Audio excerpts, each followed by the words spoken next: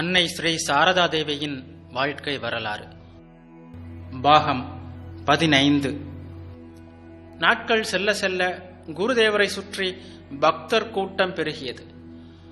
அன்னையின் சமையல் வேலையும் அதிகரித்தது. பல பக்தர்கள் அவ்வப்போது குருதேவருடன் தங்குவது வழக்கமாகிவிட்டது. அவர்கள் அனைவருக்கும் அன்னையே சமைக்க வேண்டியிருந்தது. தமது அந்த கால கடுமையான வாழ்க்கையை பற்றி அன்னை பின்வருமாறு குறிப்பிடுகிறார். குருதேவருக்கான உணவை நான் தான் சமைப்பேன். அவரது ஜீரண சக்தி மிகவும் குறைவு. காளி கோயில் பிரசாதத்தை அவரால் உட்கொள்ள முடியாது. குருதேவரின் பக்தர்களுக்கும் நான் தான் சமைப்பேன். லாட்டு அவருடன் தங்கியிருந்தான். ராமச்சந்திர தத்தரின் வீட்டில் வேலை செய்து கொண்டிருந்த அவன் அங்கிருக்க பிடிக்காமல் குருதேவரிடம் வந்துவிட்டான். லாட்டு நல்ல பையன், சப்பாத்திக்கு மாவு பிசைவதில் உனக்கு உதவியாக இருப்பான் என்று குருதேவர் அவனை என்னிடம் அனுப்பி வைத்தார்.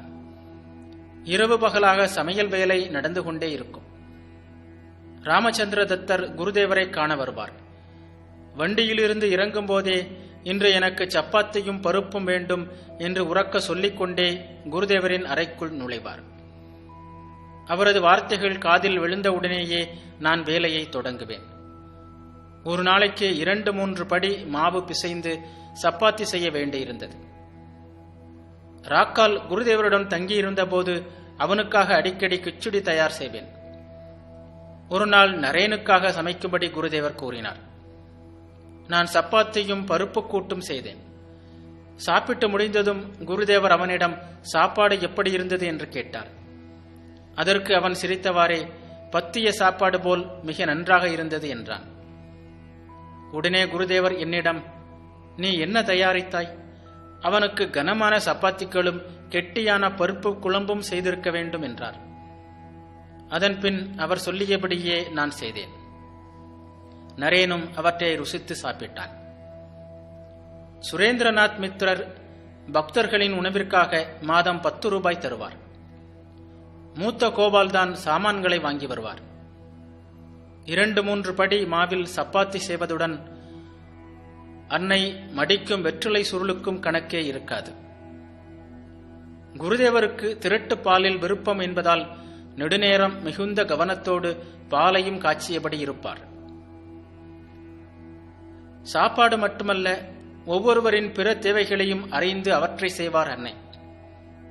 சாரதா பிரசன்னா பெற்றோருக்கு தெரியாமல் குருதேவரிடம் வர வேண்டியிருந்தது. ஒருமுறை குருதேவர் அவனை அன்னையிடம் அழைத்து சென்று அவன் திரும்பி செல்வதற்கு வண்டி வாடகைக்காக 1 அணா கொடுக்குமாறு கூறினார். அன்னையும் அன்று மட்டுமல்ல, அதன் பின் சாரதா பிரசன்னன் வந்தாலே நகபத் வாசலில் 1 அணாவை வைத்து விடுவார். திரும்பி போகும்போது அவன் எடுத்துக் கொள்வான். இப்படி அனைவரின் தேவைகளையும் ஒரு தாய் போல் பார்த்து பார்த்து செய்வார். அன்னையின் இந்த வேலைகள் அத்தனையிலும் அன்பு ஒன்று மட்டுமே இழையோடி இருந்தது.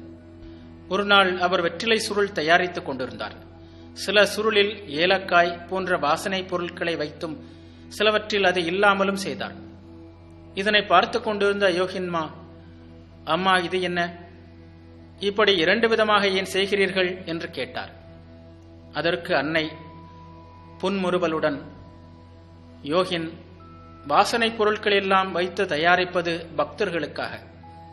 என் அன்பாலும் கவனிப்பாலும் அவர்களை என்னுடையவர்கள் ஆக்க வேண்டுமல்லவா? மற்றது குருதேவருக்கு, அவர் ஏற்கனவே என்னுடையவர்தானே என்றார். அன்னை ஜெயராம்பாடிக்கு சென்றுவிட்டால் குருதேவர் உணவு விஷயத்தில் மிகவும் சிரமப்பட நேரும். சில வேளைகளில் அன்னைக்கு ஆளனுப்பி உடனே அவரை தட்சிணேஸ்வரம் அழைத்துக் கொள்வார். மாத தீட்டு நாட்களில் அன்னை சமைப்பதில்லை. எனவே குருதேவர் காளி கோயில் பிரசாதத்தை உண்ண நேரும். உடனே அஜீரண கோளாறினால் அவதிப்படவும் செய்வார். ஒருமுறை இப்படி மிகவும் கஷ்டப்பட்ட போது அன்னையிடம் வந்து சமைக்கும்படி கூறினார். அதற்கு அன்னை தயங்கியபடி, இந்த நாட்களில் பெண்கள் சமைக்கக்கூடாது என்று கூறினார். உடனே குருதேவர், யார் அப்படி சொன்னது? நீ எனக்காக சமையல் செய், அதனால் உனக்கு எந்த பாவமும் வராது.